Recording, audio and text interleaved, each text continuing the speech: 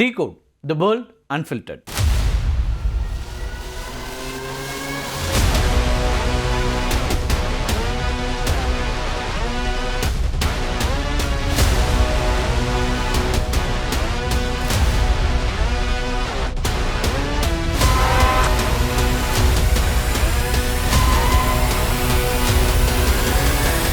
அமெரிக்க அதிபர் Donald Trump Iran மேலே வரலாற்றில் இதுவரைக்கும் இல்லாத அளவிலான மிக கடுமையான பொருளாதார தடைகளை விதிக்கப் போகிறோம் அப்படின்னு அதிரடியாக அறிவிச்சிருக்கிறார். எக்கனாமிக் டி-டே அப்படின்னு இந்த நடவடிக்கையை வர்ணிச்சிருக்கிற ட்ரம்ப் ஈரானுக்கு நேரடியாகவோ மறைமுகமாகவோ உதவக்கூடிய நாடுகள் மேலேயும் இரக்கமற்ற கிரஷிங் எக்கனாமிக் ஆப்ரேஷன் பாயும் அப்படின்னு ஒரு எச்சரிக்கையை விடுத்திருக்கிறார். கடந்த பிப்ரவரி மாதம் ஈரான் மேலே அமெரிக்கா தாக்குதலை தொடங்கிய போது 2 நாட்களில் போர் முடிஞ்சிடும் அப்படின்னு சொன்னவர் தான் இந்த ட்ரம்ப். அமெரிக்காவுடைய அதிநவீன வான்வழி தாக்குதல்கள் ஈரானோட பொருளாதாரத்திற்கு சேதத்தை ஏற்படுத்தியிருந்தாலும் ஈரானை முழுமையாக பணிய வைக்கவோ அல்லது போரை உடனடியாக முடிக்கவோ முடியாமல் திணறுது அமெரிக்கா. ஈரானுடைய நிலத்தடி பாதுகாப்பு கட்டமைப்புகளும் ஹிஸ்புல்லா ஹூதிகள் போன்ற அமைப்புகளுடைய ஆதரவும் அமெரிக்காவுடைய இந்த விரைவான வெற்றி அப்படிங்கிற எதிர்பார்ப்பு இருந்துச்சு இல்லையா, அதை தடுத்து மோதலை நீண்டகால போராக மாற்றியிருக்கு.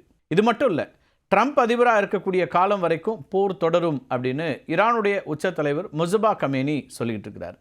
நவம்பர் மாதம் அமெரிக்காவில் இடைத்தேர்தல் நடைபெற இருக்கக்கூடிய சூழலில் இந்த போர்லேருந்து எப்படியாவது வெளியேறணும் அப்படிங்கிறது தான் ட்ரம்ப்போட எண்ணமாக இருக்குது. அதுவும் அதிகாரப்பூர்வமாக தோல்வி அறிவிக்காமல் மேலதிக இழப்புகளை தவிர்க்கிறதுக்காக போரிலிருந்து விலகணும் அப்படின்னு நினைக்கிறாரு ட்ரம்ப்.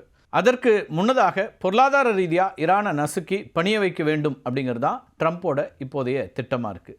ஏற்கனவே 47 ஆண்டுகளாக பொருளாதார தடைகளை எதிர்கொண்டு வருகிறது ஈரான். ஆனாலும் தன்னுடைய பொருளாதாரத்தையும் இராணுவத்தையும் வீழ்ந்து விடாமல் காப்பாற்றுறதுக்கு ஒரு தனித்துவமான ரெசிஸ்டன்ஸ் எக்கானமியை உருவாக்கி வச்சிருக்கு இந்த நாடு. ஈரானோட இந்த ரெசிஸ்டன்ஸ் எக்கானமிக்கு சீனா மற்றும் ரஷ்ய நாடுகள் பெரிதும் உதவக்கூடிய நாடுகளாக இருக்கின்றன. அமெரிக்க தடைகளை தாண்டி ஈரான் தன்னுடைய கச்சா எண்ணெயை சீனாவுக்கு தொடர்ந்து ஏற்றுமதி பண்ணிட்டு இருக்கிறாங்க. சீனாவில் டீபோர்ட் ரிஃபைனரிஸ் அப்படின்னு அழைக்கப்படக்கூடிய தனியார் சுத்திகரிப்பு நிலையங்கள் ஈரானிய எண்ணெயை பெருமளவில் வாங்கி ஈரானுக்கு தேவையான அந்நிய செலாவணியை வழங்கக்கூடிய நிலையில் இருக்கிறாங்க. இது மட்டும் இல்லாமல் சீனாவும் ஈரானும் அனைத்து வர்த்தகத்தையும் யுவானில் மட்டுமே செஞ்சிட்ருக்கிறாங்க.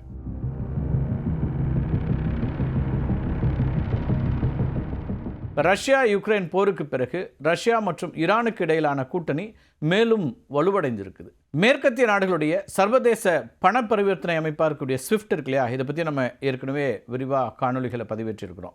இந்த ஸ்விஃப்டிலிருந்து 2 நாடுகளும் நீக்கப்பட்ட நிலையில் ரஷ்யாவுடைய SPFS அதே போல் ஈரானுடைய செபாம் அப்படிங்கிற வங்கி அமைப்புகள் நேரடியாக இணைக்கப்பட்டிருக்கு. இதன் மூலமாக டாலர் இல்லாமல் 2 நாடுகளுமே வர்த்தகம் செய்துட்ருக்கிறாங்க. இப்போ ஈரானோட ட்ரோன்ஸ் அதே போல் மிசைல்ஸ் இந்த 2க்குமான தொழில்நுட்பங்களுக்கு பதிலாக ரஷ்யா ஈரானுக்கு அதிநவீன வான் பாதுகாப்பு அமைப்புகள், போர் விமானங்கள், அது மட்டும் இல்லாமல் விண்வெளி செயற்கைக்கோள் தொழில்நுட்பங்களை வழங்கி ஆதரவு கொடுத்துட்ருக்குறாங்க. சீனா ரஷ்யா நாடுகளுடன் சொந்த நாணயத்தை பயன்படுத்தி வர்த்தகம் செய்கிறதுங்கிறது ஈரானுடைய ரெசிஸ்டன்ஸ் எக்கானமிக்கு பெரிதும் உதவக்கூடியதாக இருக்குது. பிரிக்ஸ் அதே போல் ஷாங்காய் ஒத்துழைப்பு அமைப்பில் ஈரானை இணைத்ததன் மூலமாக சீனா மற்றும் ரஷ்ய நாடுகள் ஈரானை உலக அரங்கில் தனிமைப்படுத்த விடாமல் பாதுகாக்கிறாங்க. துருக்கி, ஐக்கிய அரபு அமீரகம் அதே போல் ஓமான் நாடுகளும் கூட ஈரானுக்கு சில பொருளாதார உதவிகளை செஞ்சிட்ருக்கிறாங்க. இதில் அமீரகம் ஈரானுடனான வர்த்தக உறவை நிறுத்துவதாக அண்மையில் அறிவிச்சிருக்கிறாங்க. அதே போல் இந்தியா, தென்கொரியா, ஜெர்மனி இந்த நாடுகளும் கூட ஈரானோட எண்ணெய் வர்த்தக உறவு கொண்ட முக்கியமான நாடுகள். இப்போ ட்ரம்ப் எக்கனாமிக் டி-டே மூலமாக ஈரானுக்கு உதவக்கூடிய நாடுகள் மேலேயும் 2ஆம் நிலை தடைகளை விதிக்க இருக்கிறதா மிரட்டிக்கிட்டு இருக்கிறார். ஈரானோட கச்சா எண்ணெயை அதிகம் வாங்கும் முதன்மை நாடாக இருக்கிறது சீனா. இந்த எக்கனாமிக் டி-டே மூலமாக ஈரானிய எண்ணெய் கடத்தல் அதே போல் ஷேடோ ஃப்ளீட் குறிவைக்கப்படுறதுனால சீனாவுக்கு மலிவு விலையில் கிடைத்து வந்த கச்சா எண்ணெய் தடைபடக்கூடிய ஒரு சூழல் ஏற்படும். ஈரானுடன் நிதி பரிவர்த்தனைகள் செய்யக்கூடிய சீன நிதி நிறுவனங்கள் அமெரிக்க டாலர் மற்றும் ஸ்விஃப்ட் அமைப்பில் இயங்குவதற்கு தடை விதிக்கப்படும். இப்போ ஈரான்கிட்டேருந்து ட்ரோன் தொழில்நுட்பங்களை பெற்று வரக்கூடிய ரஷ்யாவுக்கு ஈரானிய ஆயுத மற்றும் தொழில்நுட்ப சப்ளை செயின் துண்டிக்கப்படும். இப்போ மேற்கத்திய தடைகளை தவிர்க்கிறதுக்கு ரஷ்யாவும் ஈரானும் பயன்படுத்தக்கூடிய மாற்று நிதி அமைப்புகள் அதேபோல் கருப்பு சந்தை பரிவர்த்தனைகள் அமெரிக்க கண்காணிப்பு வலயத்துக்குள்ளே கொண்டு வரப்படக்கூடிய ஒரு சூழல் உண்டாகும். துருக்கி ஈரானோட அதிக அளவு எல்லைப்புற வர்த்தகத்தையும் நாணய பரிமாற்றத்தையும் மேற்கொள்ளக்கூடிய நாடு. அமெரிக்க டாலர், ஸ்விஃப்ட் ஆகியவற்றை பயன்படுத்தாமல் துருக்கியினுடைய லீரா அதே போல் ஈரானோட ரியால் இது மூலமாக நேரடியாக வர்த்தகம் செய்கிறாங்க. இந்த ஸ்வாப் லைன்ஸ் மூலமாக அமெரிக்காவுடைய கண்காணிப்பிலிருந்து தப்பி 2 நாடுகளுமே எண்ணெய், இயற்கை எரிவாயு, அதேபோல் அத்தியாவசியமான பொருட்கள் இது எல்லாத்தையும் பரிமாறிக்கிறாங்க. The swap lines, cash transfers, exchange houses, it all needs to stop now அப்படிங்கிறது தான் ட்ரம்ப்போட எச்சரிக்கை. இதனால் ஸ்வாப் லைன்ஸ் பரிவர்த்தனைகளை கையாளக்கூடிய துருக்கியினுடைய அரசு மற்றும் தனியார் வங்கிகள் மேலே அமெரிக்கா செகண்டரி சாங்ஷன்ஸை விதிக்கக்கூடிய ஒரு நிலை ஏற்பட்டிருக்கு.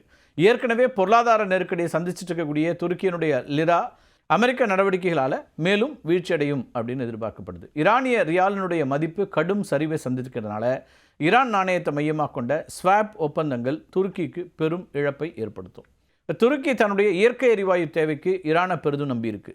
ஸ்வாப் லைன்ஸ் முடங்கிறதுனால எரிவாயுக்கான தொகையை செலுத்த முடியாத ஒரு நிலை ஏற்பட்டு துருக்கியில் எரிசக்தி விலையும் பணவீக்கமும் உயரக்கூடிய ஒரு சூழல் உருவாகும். பாரசீக விலைகுடால இருக்கக்கூடிய ஓமான் ஈரானுடனான வர்த்தகத்திற்கு சமரச பேச்சுவார்த்தைகளுக்கும் ஒரு நடுநிலை நாடாக இதுவரைக்கும் செயல்பட்டு இருக்காங்க. ஆனால் கடல் வழி முடக்கம் மற்றும் கப்பல் பதிவுகள் மீதான கட்டுப்பாடுகளால் ஒமானிய துறைமுக வர்த்தகம் கடுமையாக பாதிக்கப்படும்.